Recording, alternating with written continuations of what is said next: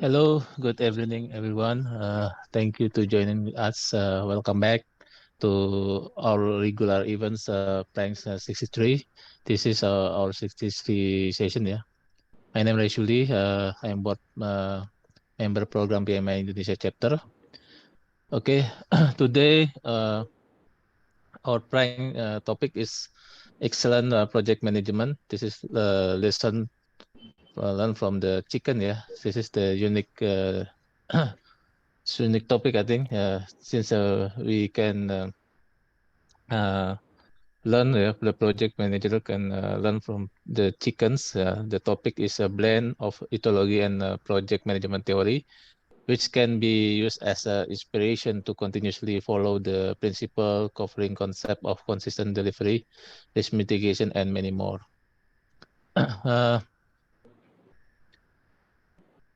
Okay. Okay, so I will introduce our speaker tonight. It's very honor to great having our speaker today, Rohit Vaswani. Hello, Rohit. How are you? Hello, namaste everyone. Yeah. Okay. I will introduce about Rohit. Rohit is currently working as a head of delivery and PMO Ogilvy Indonesia with over 12 years experience in digital agency across Jakarta, Dubai, London, and Mumbai. Okay. Before we start, we have some rule. Yeah, all the participant will be mute and video turn off. Yeah, if you have a question, submit in chat box. Don't and use Q. Yeah, put Q before you text the question, so we can see that question. This session will be recorded. E-certificate will distribute to all participants who join this session. And auto submission video is exclusive for only PMI Indonesia chapter member only. Yeah. The recording of this session will be uploaded to our YouTube channel, so you can search the PMI Indonesia chapter in YouTube. Yeah. The last is happy learning and give us feedback. Okay. I think I will give the screen to our speaker, Rohit, please. Thank Thank you. you. Okay, I'm going to quickly share my screen. I hope everyone can hear me and my audio is clear. Your audio, your mic is mute, Rohit.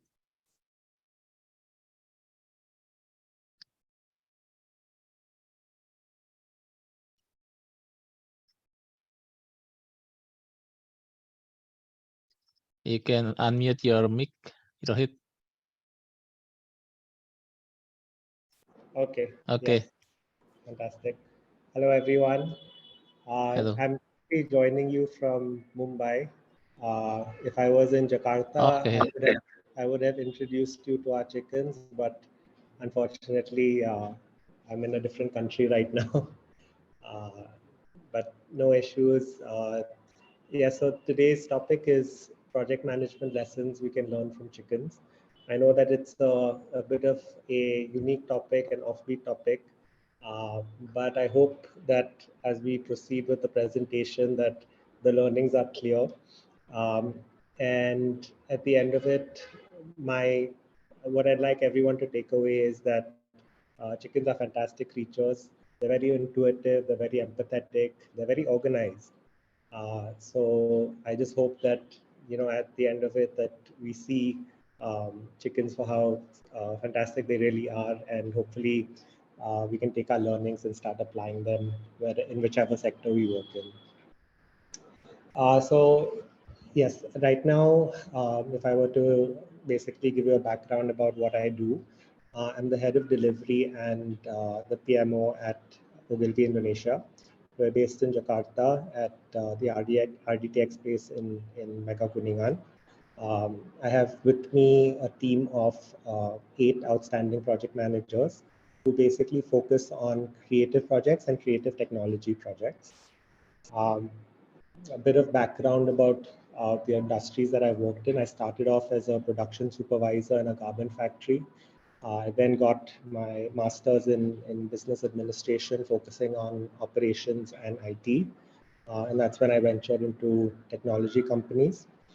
And from there, I moved on to advertising. So when I say advertising, there was a growing appetite for brands to create things like websites, banners, emails, and that evolved into CRM programs. Currently, we're doing a lot of work in Web 3.0, metaverse design. So there was always this sort of evolving need for a PMO within advertising companies. And that's basically what I've been focusing on for most of my career. Yeah, and it's given me the opportunity to work in various countries. So I started off in Mumbai. I moved to London, where I was basically heading the offshoring business for a lot of the development work we were doing. Then I got an opportunity to work in Dubai. And for the last 6 years, I've been in Jakarta. At Ogilvy, we believe that we're in the business of creativity. It's an advertising agency. Yes, it's a creative technology agency, but at the end of it, we're a business that focuses on operations and revenues, and very similar to a lot of the sectors that everyone else works in. I'd just like to take a quick poll. How many of you all work in advertising or online marketing?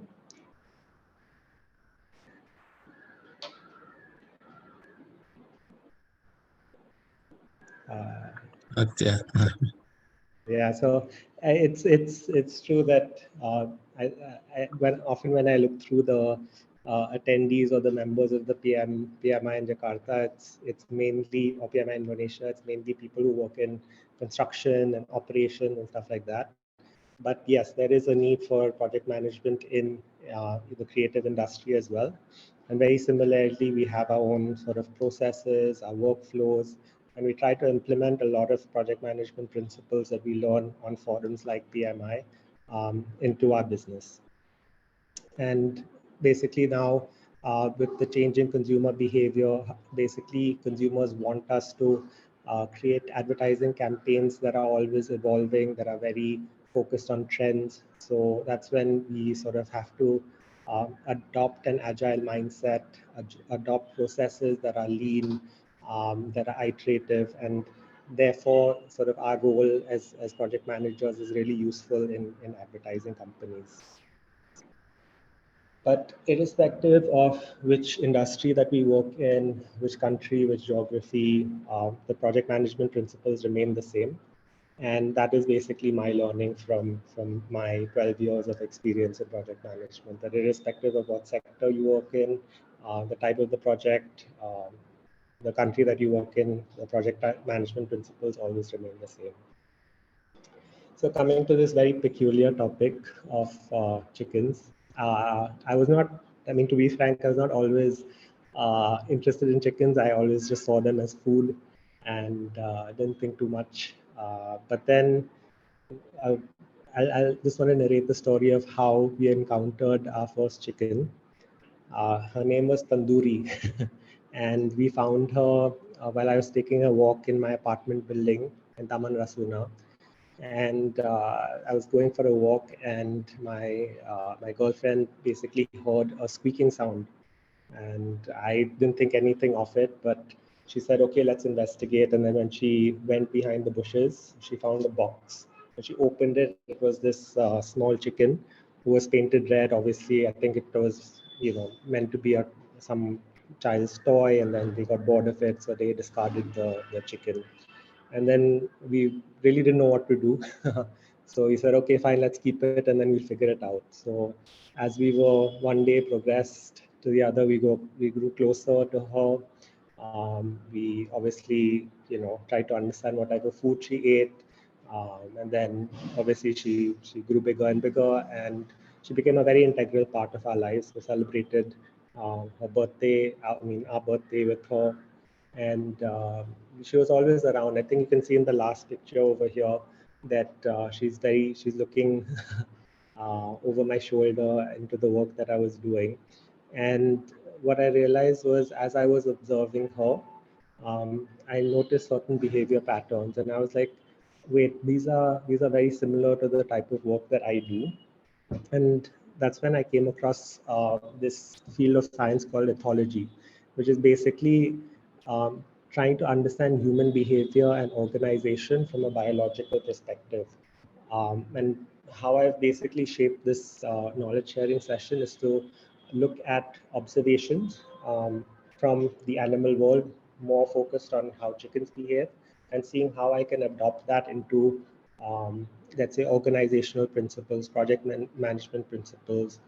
So the structure of this knowledge sharing session is going to be looking at observations and seeing which principles we can correlate with that. Again, this sort of involves a bit of understanding of how chickens work.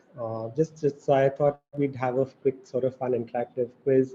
And if everyone can quickly join me on slido.com, and we'll sort of go through a few questions that will give us that basic understanding of life as a chicken.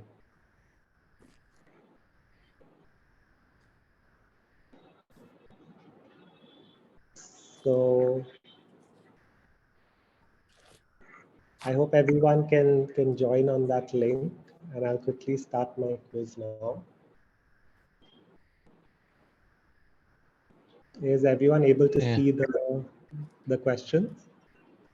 Can you share again the number of code?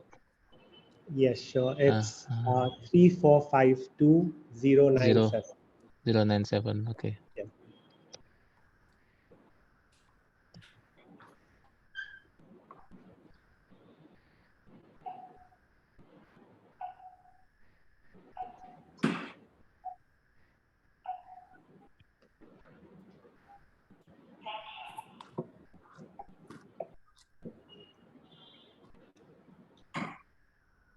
Okay. I think we'll give everyone a quick 30 seconds to fill in the question.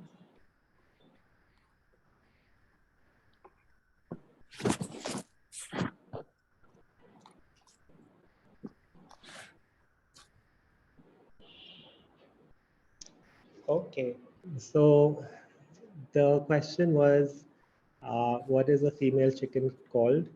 Um, and the correct option is number C, which is hen. Okay. So basically, um, there are two types of sort of genders within chickens. Uh, the female chicken is called a hen, and the male chicken is called a rooster. So coming to the next question is this one I had given away, but what is a male chicken called?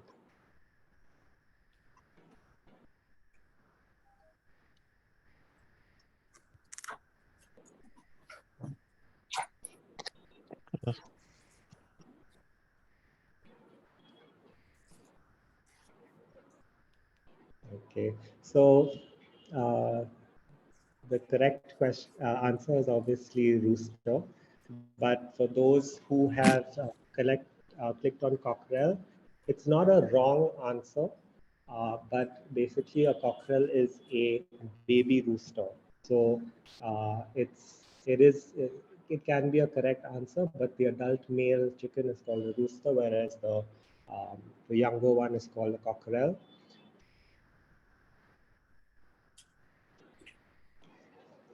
Okay, this is a slightly more difficult question, but how many eggs can a chicken produce in 1 year?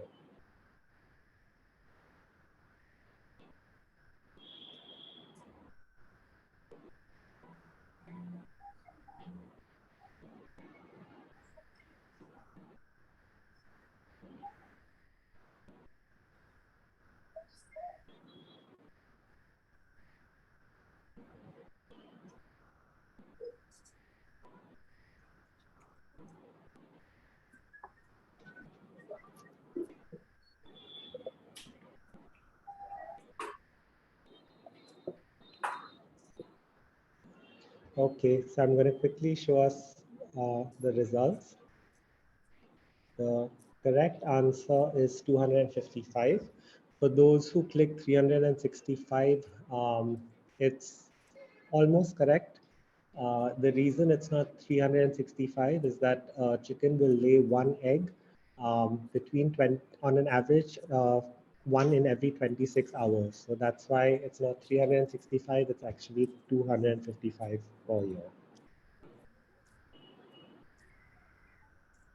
The next question is, can a chicken produce eggs without a mate?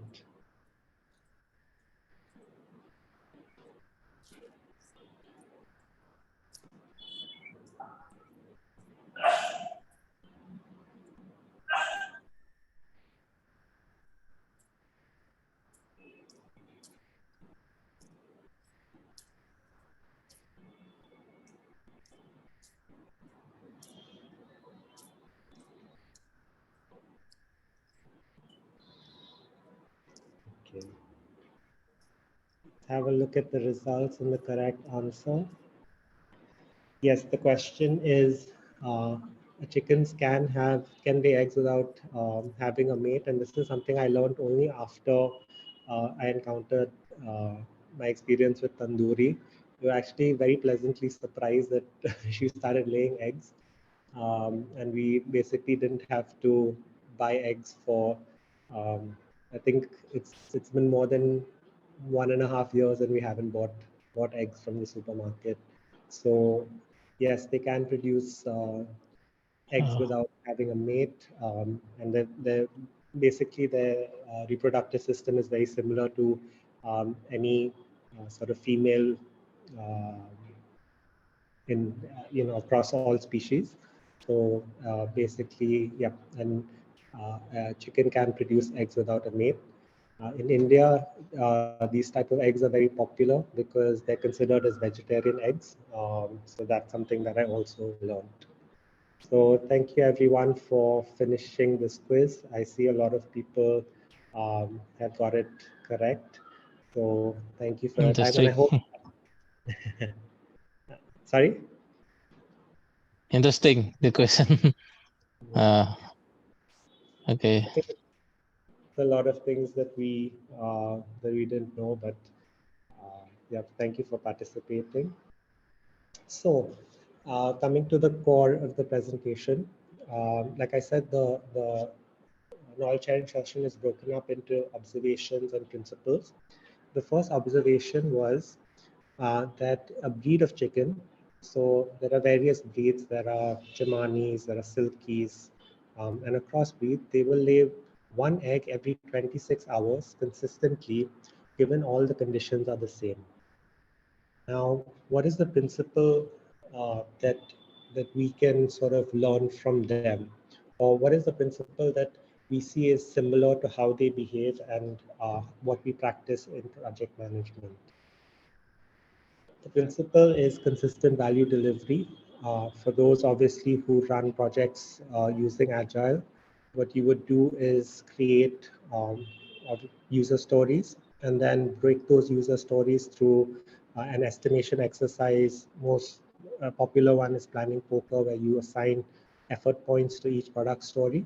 And what you'd want to do is basically deliver those effort points consistently across your sprints. And obviously, I'm assuming everyone knows that what a sprint is. Basically, a time box piece of work that occurs usually between 2 weeks.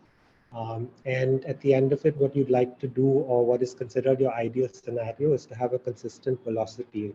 A velocity is the rate at which you are consuming those effort points.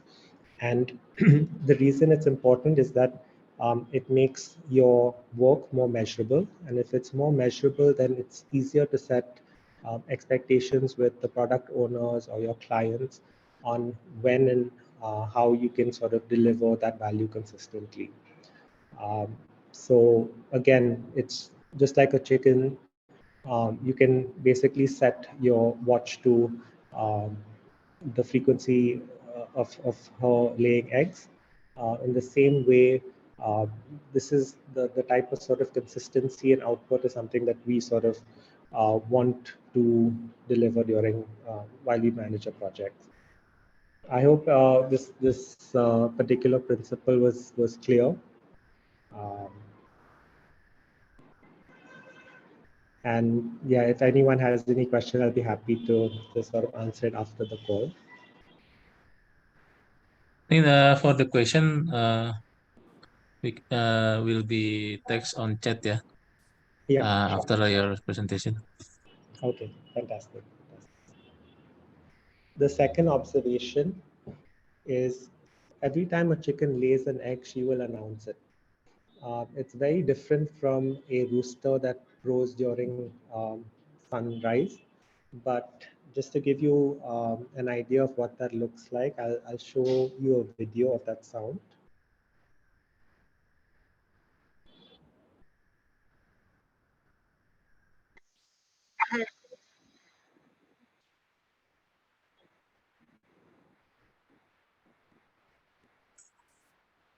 Uh, Rohit, I think the sounds need to setting up. Cannot. Sorry, could everyone hear the sound? On my place, I cannot hear the sound. Oh, Oh, I okay. think when you share the screen, you need to take the Yeah. share sound. Yes. You can unshare, and when you share, you take the sound setting. You please answer your answer.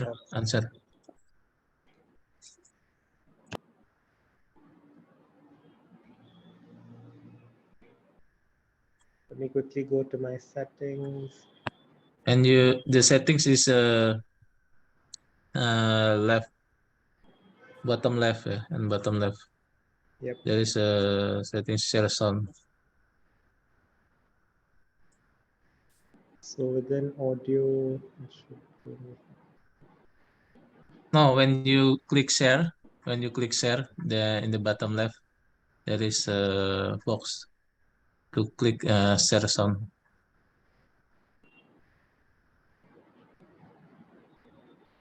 share tab audio. Is that correct?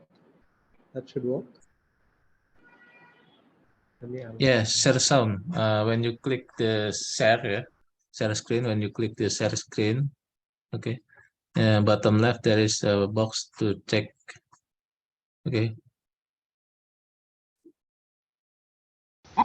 Everyone Already. knows Already. cockles are noisy, but laying hens. Everyone knows that cockles are noisy, but laying hens are too. They are very vocal when they've laid an egg. This is Gannet again, and she's demonstrating that I have laid an egg call. It's designed to call other hens in the flock to lay their eggs in exactly the same location. This is to quickly create a clutch of eggs for a broody hen to sit on.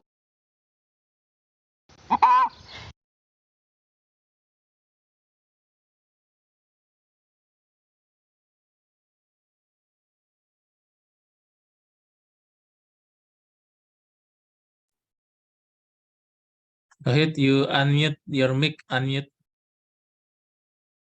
your mic mute. Yeah, please. Thank you. Okay, I'm still Okay. getting used to it. No, the Okay. principle that we can learn from a chicken announcing that she's laid an egg is basically how we communicate progress. Now, there's also a reason why a chicken announces that she has laid an egg.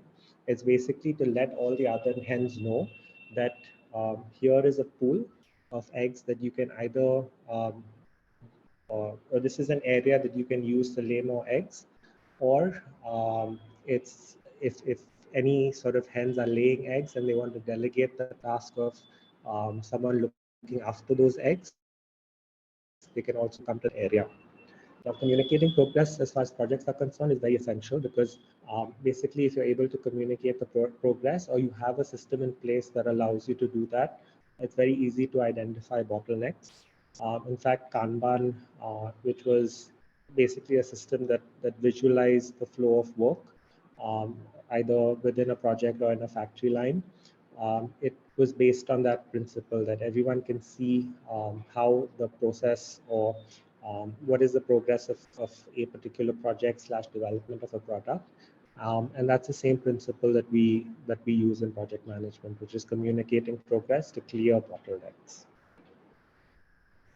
For the third observation, it's it's linked to the first, the previous observation, where basically the reason a hen announces that she has laid an egg is that it calls the other hens to come and lay eggs within that area. So if you do that, then it's easier for the entire flock to protect those eggs. So if you've heard the term, don't put all your eggs in one basket, that basically means that, okay, if we put all of our eggs in one basket, there's a higher risk that something can happen to it. But for here, it's the exact opposite. The hens like to basically put all of their eggs in one place. So that basically consolidates all their eggs in one area where the entire flock can look after it. And what's the principle that we can here learn from this? It's basically risk management. It's a way, I mean, obviously we've had a previous session, a previous prank session that was dedicated wholly to risk management and risk mitigation strategies. So like I said, risks are predictable, and it's always a good idea to identify the risks, assess how much the value that's associated to that risk, and basically how do we prepare strategies to mitigate them. So I think it's very interesting to see how even chickens have a risk mitigation strategy. And if chickens can have it, then we should definitely incorporate that in all of our project plans and timelines. The fourth observation is when a new chicken is introduced into the flock or the coop, they will establish what's known as a pecking order. A pecking order basically says that it determines which chicken will get to eat first.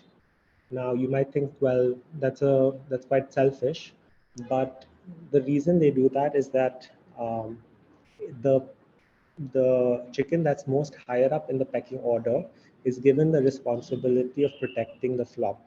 And I know we usually associate chickens with, being fearful and scared, but they're actually very fierce protectors of not only their flocks, but also their chicks and their hens.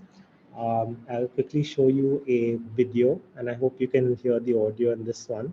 But this is basically a video of how that pecking order is established.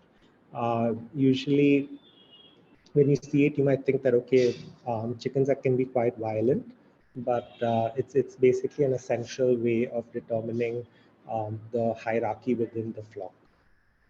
Sorry.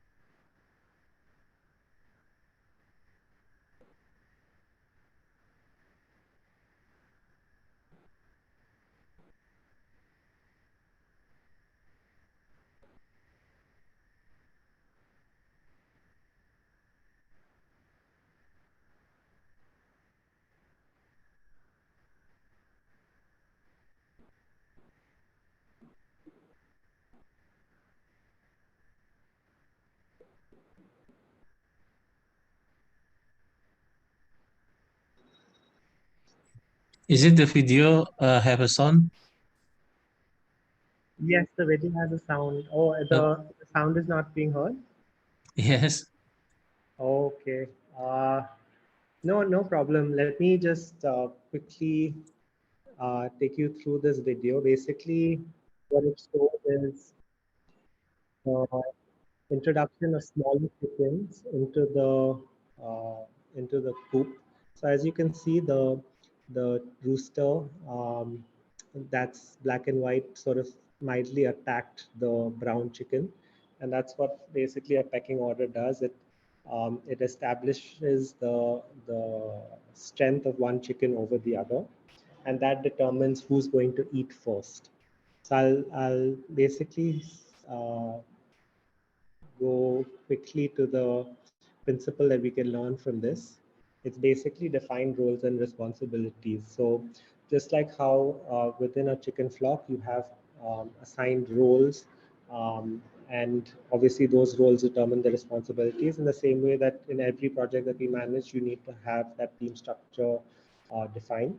Obviously, in Agile, you have team structure that's more about product ownership, internal sponsors, agile coach, scrum master, agile teams. So everyone basically works with a clear understanding of what they do. Even if it's a self-organized team, they are they internally within themselves they understand what their roles and responsibilities are. So this is an important learning we can derive from chickens. The fifth observation is that when the hens are feeding, it's the rooster's responsibility to look out for predators, and they'll always keep an eye on their flock. So again, coming back to that notion that chickens are timid, I think once it comes to uh, sort of being introduced to a threat, this is when you can truly see the nature of chickens as a protector. I'll quickly show you a video where a rooster has defended his flock against a hawk.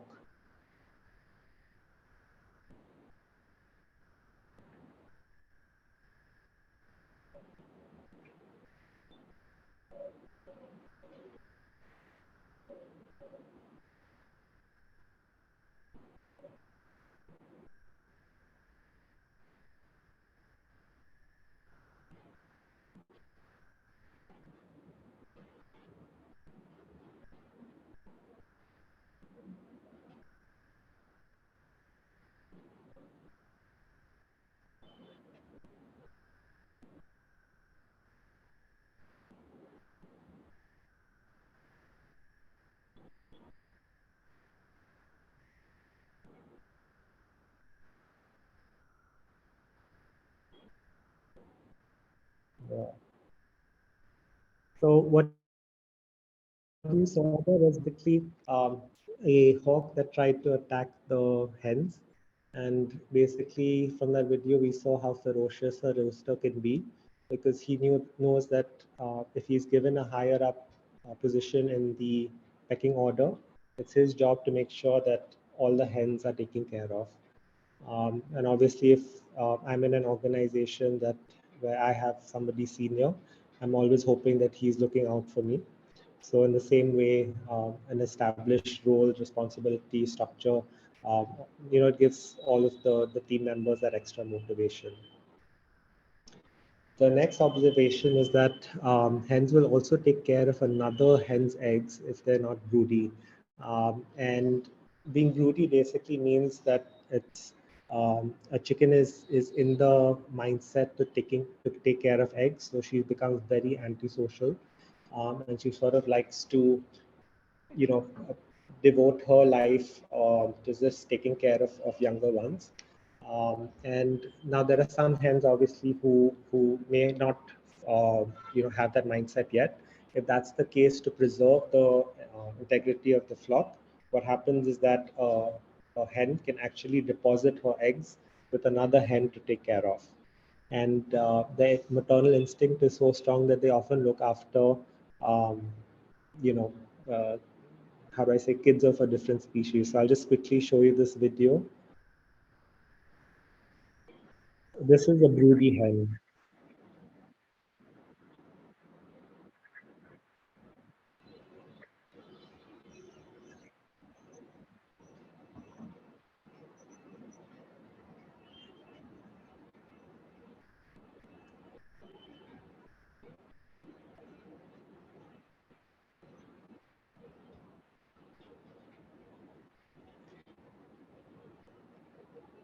So do hens, not only are they willing to take care of um, the eggs of another hen, but they're also willing to take care of any species that needs help.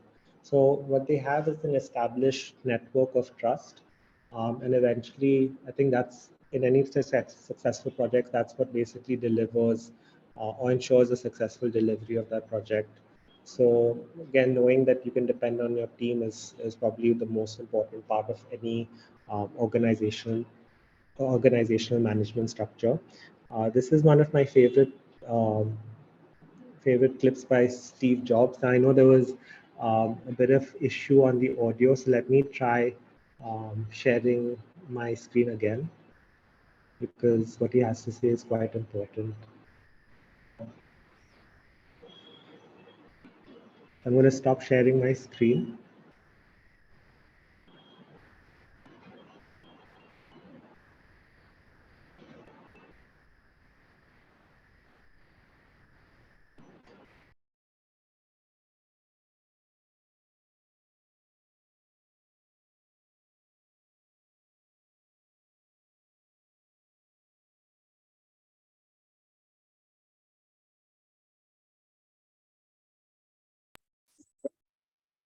Hello, Rohit, your mic is mute. Okay. Yeah, okay. Perfect. So I'm just going to do a quick audio test. Just let me know if you can hear. Okay. Not yet. Yeah. Not yet. Okay.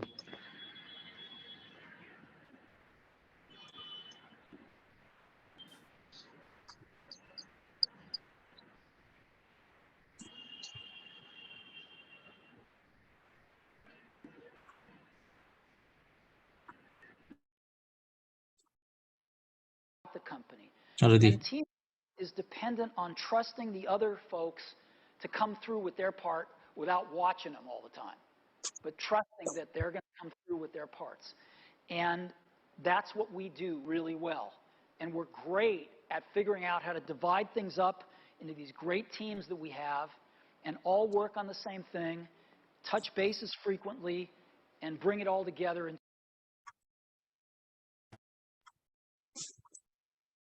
Your mics is mute.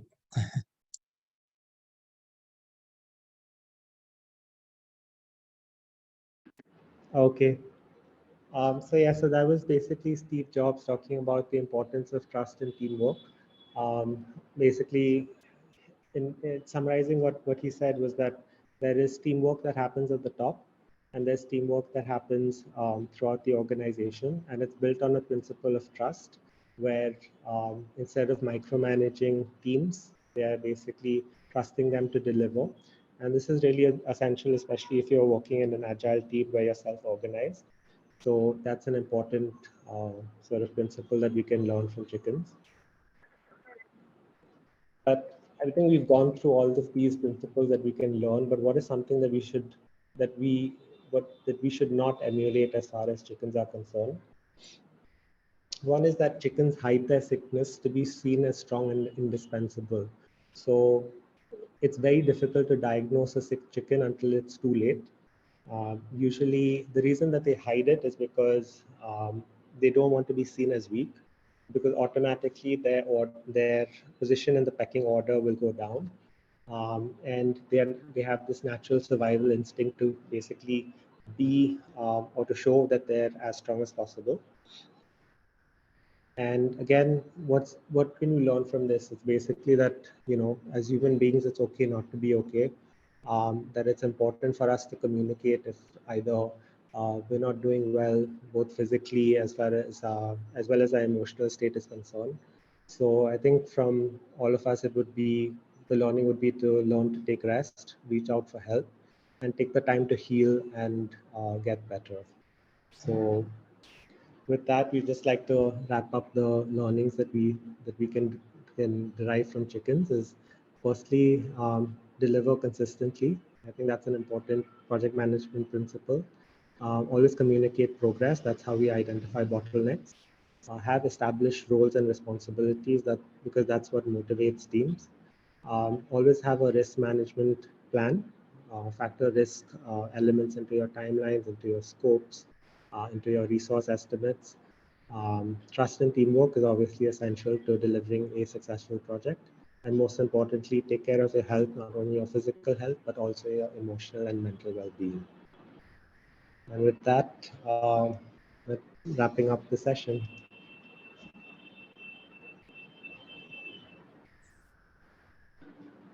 Okay, thank you, Rohit, for your presentation and sharing. Okay, for the participant, if you have a question, please chat, please text on chat. Yeah.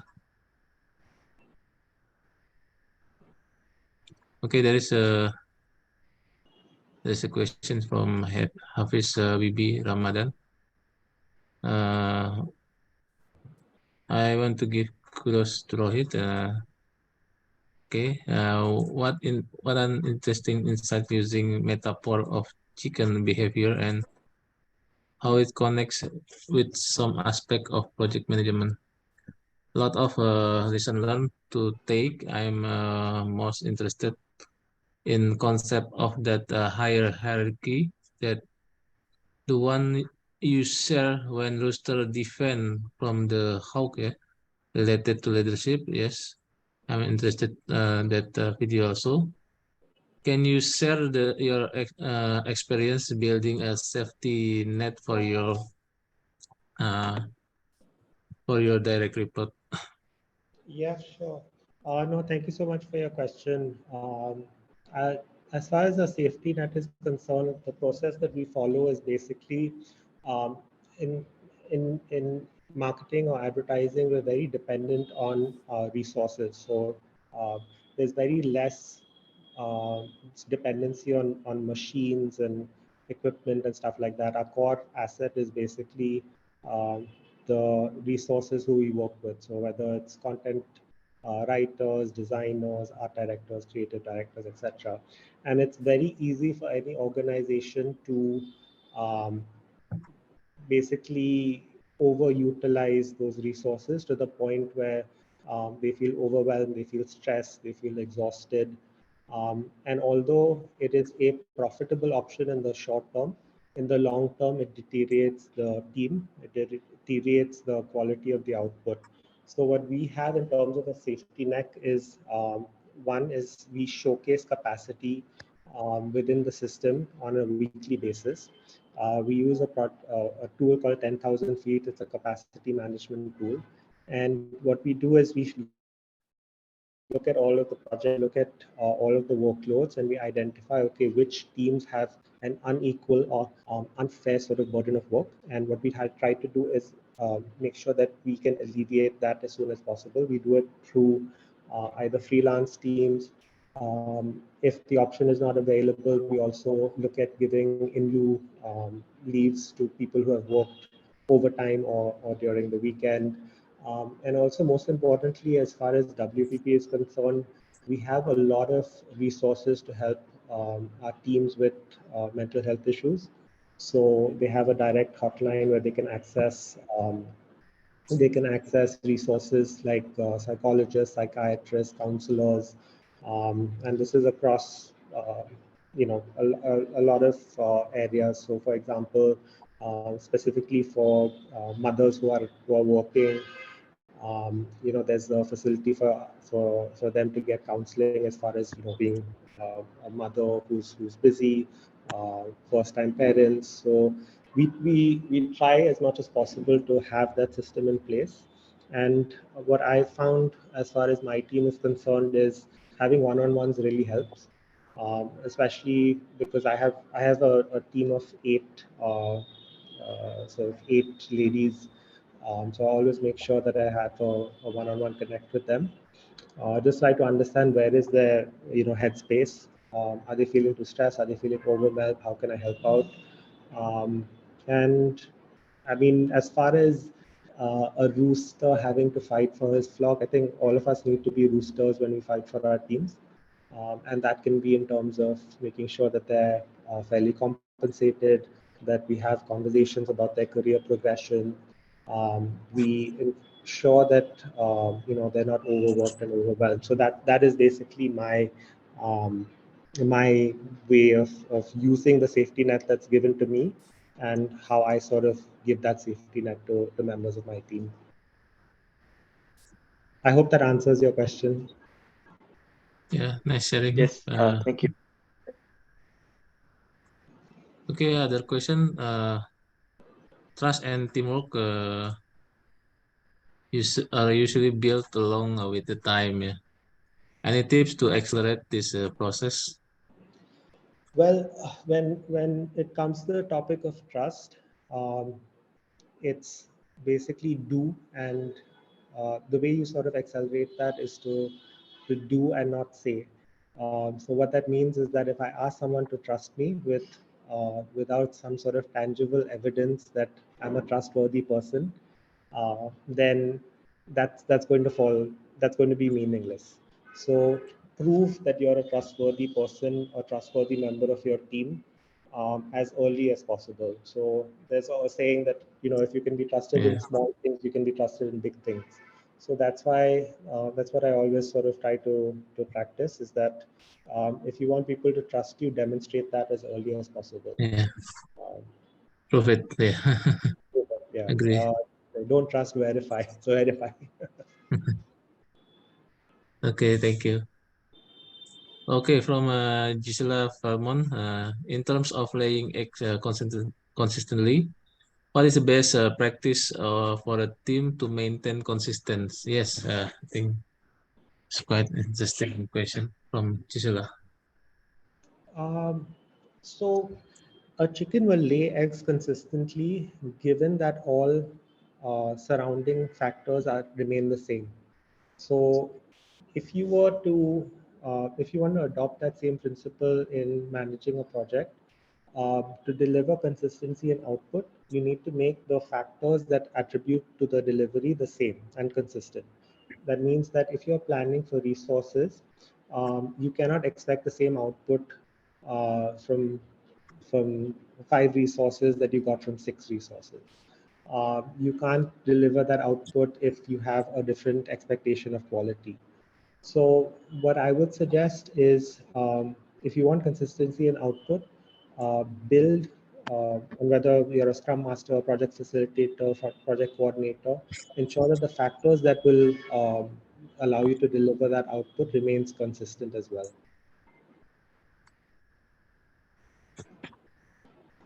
Okay, thank you, Rohit. We have other question from Diaksa Mahitra. Thanks for the insightful session, Rohit. One intriguing point is that we should bring ourselves to work, and it's okay not to be okay. But what if company or organization has toxic culture, which may not give us space to rest and heal? Yeah. Any suggestion from your experience? Fight or flight? From my experience, and I'll tell you quite frankly, your instinct should be flight, your behavior should be fight. The reason I would say tell everyone to fight and stand up for themselves is that when uh, when you allow things to happen to you, or you allow people to behave towards you in a certain manner, what you're doing is teaching them how to treat you. So the more you tolerate is Mm. correlated to how they're going to treat you. So I would say, behavior wise, fight. Uh, Make sure that you have those boundaries set up. Um, if you feel that the culture is toxic and you're not in a position to change it, try not to be influenced by it. That's one.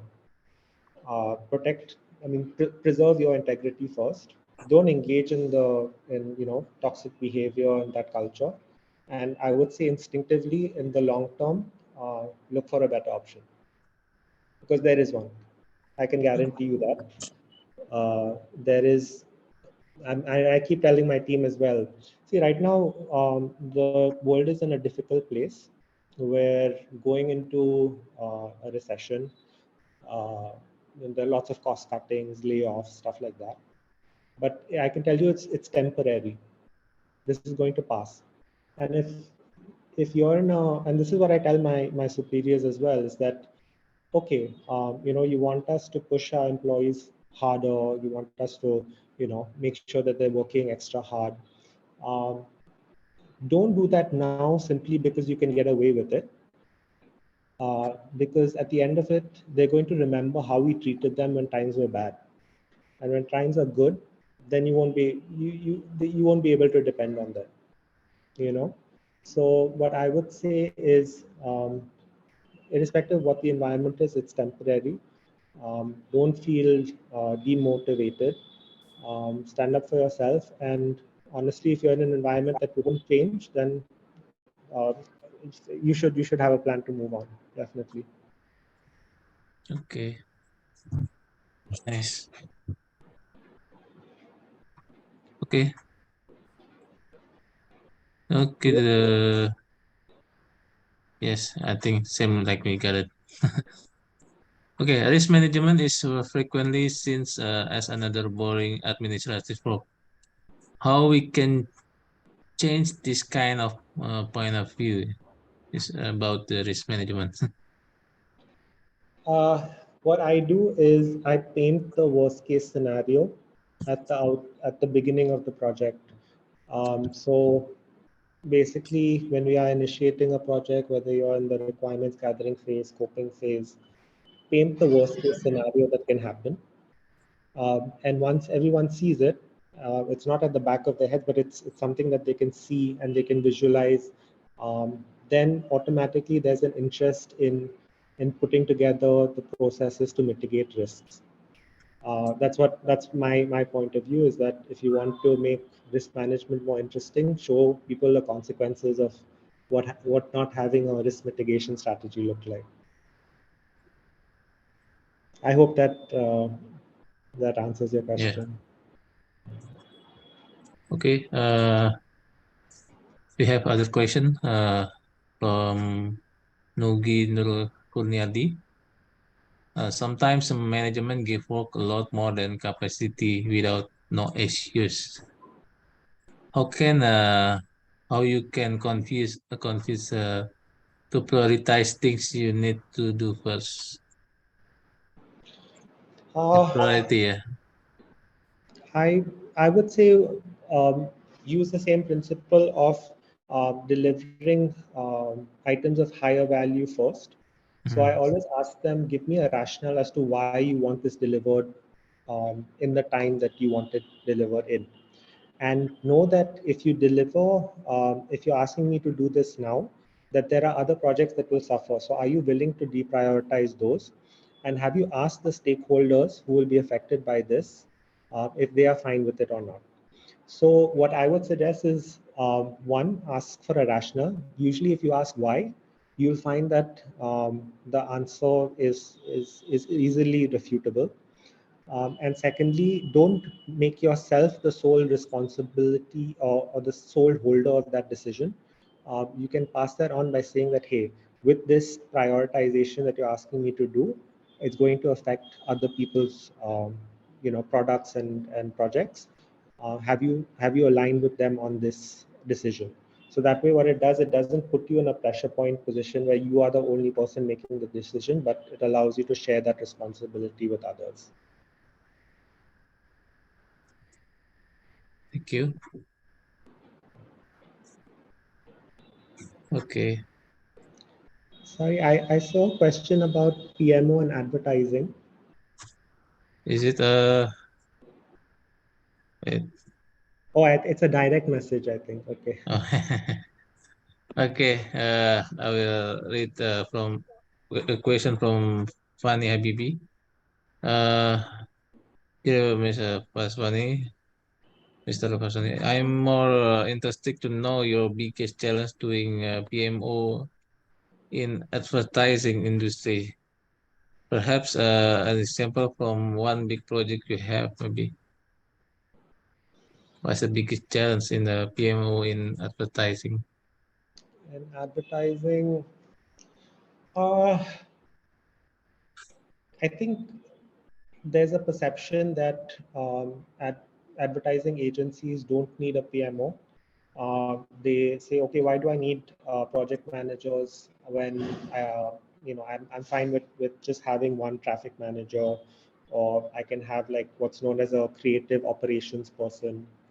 And I think I spent a lot of my time sort of convincing stakeholders within my company and other agencies as well that there are certain benefits of having a project manager, because like I said, very similarly, projects irrespective of industry, sector, country type, um, they benefit from adopting those project management principles. So explaining things like, you need to have a PMO because they are the creators of your scope of work.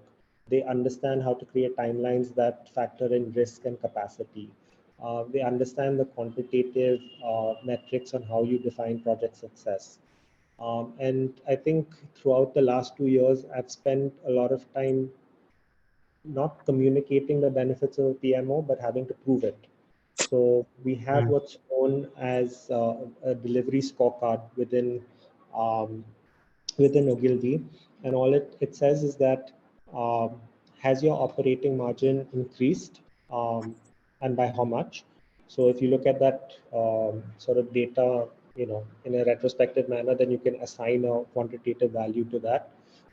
Things like how accurate were your estimations. So we basically measure three metrics. One is book time, the actual time spent, and the time that's spent or the time that's been charged to client. And we look at those deviations and say that, okay, in a quantitatively verifiable way, this is how much project management has helped your business. Um, as far as big projects are concerned, I think, see, the main bottleneck in a lot of advertising projects is client approval.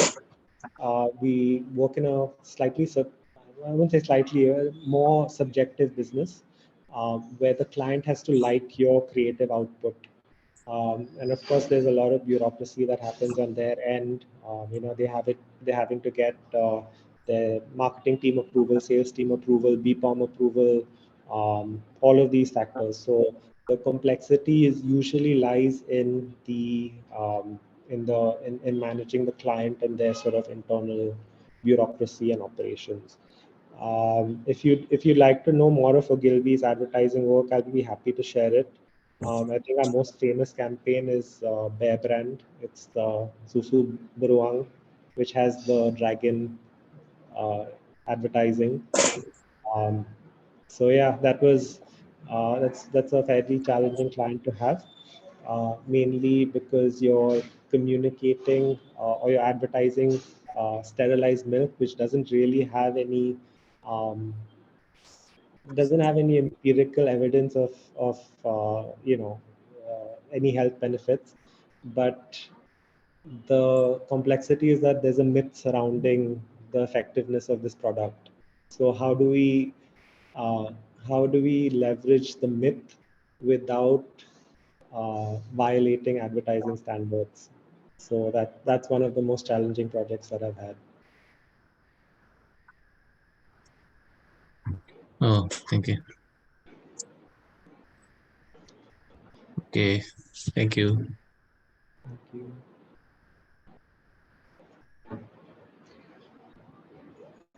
Okay, please, if any other question, please text on the chat. I think I've seen Yes, one more.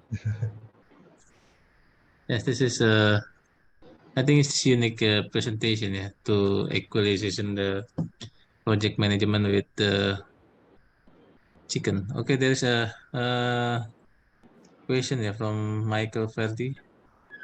Rohit, how can we deal with the complex organization project system that actually give more burden or project instead of the lighten it our daily tasks? Mm, I think the the role of the PMO or role of a project manager is not to simply manage a project, but he or she has to be able to influence change in the organization. Um, and the easiest way to do that is when you show.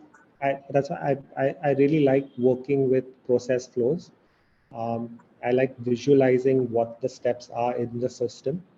And what that allows me to do is that when I go to the person who's managing the entire system, whether it's the finance team, whether it's the C-suite, whether it's the different departments, I say that this is the way of working that we have. I show them the steps that are required, and I also write that down. So I tell them that, okay, to do this one piece of work, whether it's delivering a project, generating a PO, creating an invoice, waiting for payment, I visualize it for them and I say that, okay, does this make sense to you? Does the bureaucracy that you have, does the complication that you have, is it really necessary? Most of the time, they'll realize the fact that, okay, all of these steps are illogical. And in addition to that, um, when you present things in front of a person and ask them to react to it, and when you have all of your details in order, they realize, themselves that, okay, something needs to change. And I think the second thing that we can do is show them, okay, what is the ideal state that you're looking for? If something is currently within the system taking 20 steps, do you have a solution to bring it down to 10 steps? So I think you can do two things. One is that um, if you have a complex system, map it out, show everyone that, okay, this is the system that we follow. Is this really necessary? Is it logical? Is it value addition? And once they start agreeing that it's not, then show them the solution as well. So how are you able to bring 20 steps in a workflow to 10? And I think that usually helps. That rather Yes, than yeah, talking about it, show it. thanks for the sharing. Thanks, Okay, Mike. I think we have a final question on good leadership. Um, uh, okay. I think that's the last question, yeah, from the from the Michael team. Verdi. Yeah. Please, for the participants, if you still have a question, please text to the chat. Yeah. Sorry, I've seen a question from Gisela again. I feel like good leadership is very rare. Okay.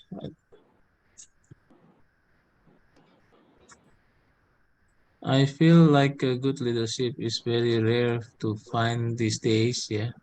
Can you share any good leaderships that you have experienced in your career so far, and what makes leaderships good? Yeah. Hmm. Question. I think good leaders celebrate big wins, big successes, as well as small ones. So if there's a saying that nobody's people don't remember what you say to them. They don't remember what you did. They don't remember your title. At the end of it, they're going to remember how you made them feel. And I think my leadership at Ogilvy is very good because they have a habit of celebrating small wins. So if you deliver a project that's worth $50 million successfully, you're celebrated. But also, if you deliver a small project, you're also sort of given the limelight. You're appreciated.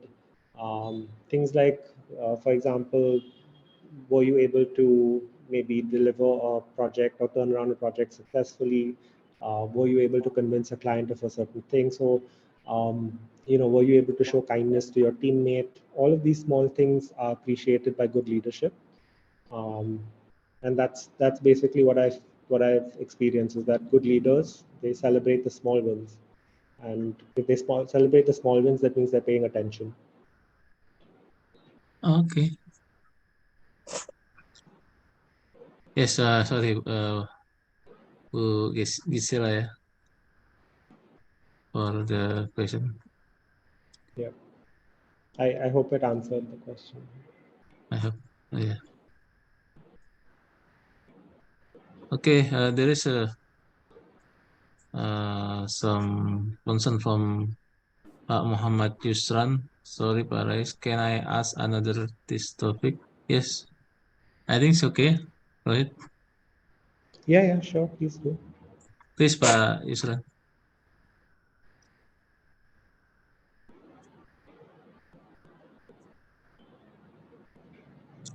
Or maybe you want to open mic, Pak Yusran. It's okay, I think. Or one or two.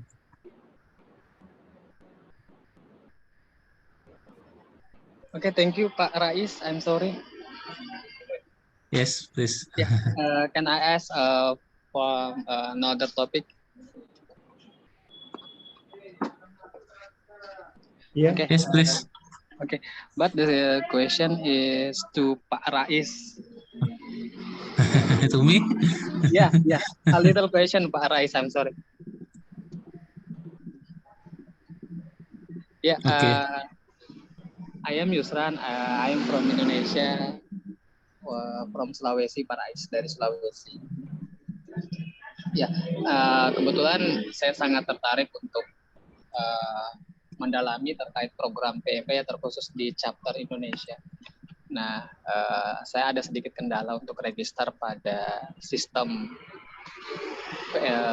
pendaftaran mungkin yang ada di PMP chapter Indonesia. Mungkin saya butuh arahan atau komunikasi lebih lanjut bersama Pak Rais. Mungkin di luar dari diskusi kali ini, mohon arahannya apakah bisa atau gimana, Pak? Mungkin bukan diskusi kali ini, nanti di email, bisa di email kali ya di Siap. PMI Baik, Pak. Indonesia chapter. Bisa ya, Oke, makasih. Nanti kita jawab di emailnya Pak Yusran. Siap, makasih, Pak. Okay, sorry for the bahasa, using bahasa. Pak Yusran asking about the PMP exam. Best of luck for that exam. I hope you're successful.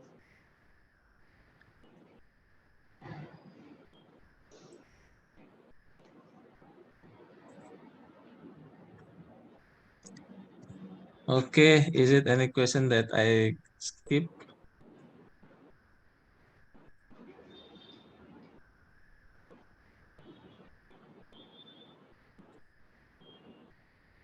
I think we answered all of the I questions. think yes. Yeah. I think that's the last question, yeah, from Gisela. That's our last question, yeah.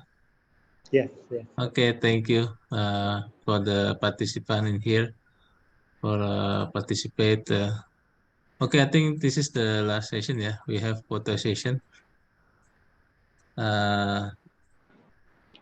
Please open the camera.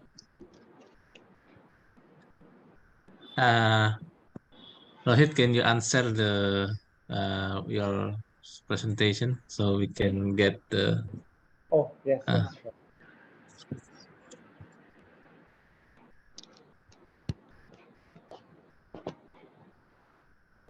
Okay, please open your camera. I will start taking picture in 10 seconds.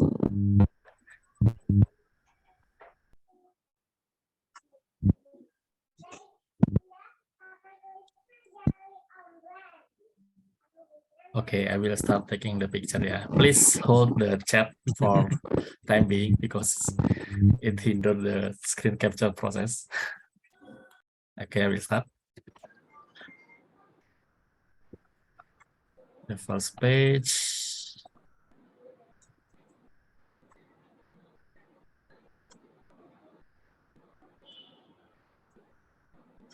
The second page.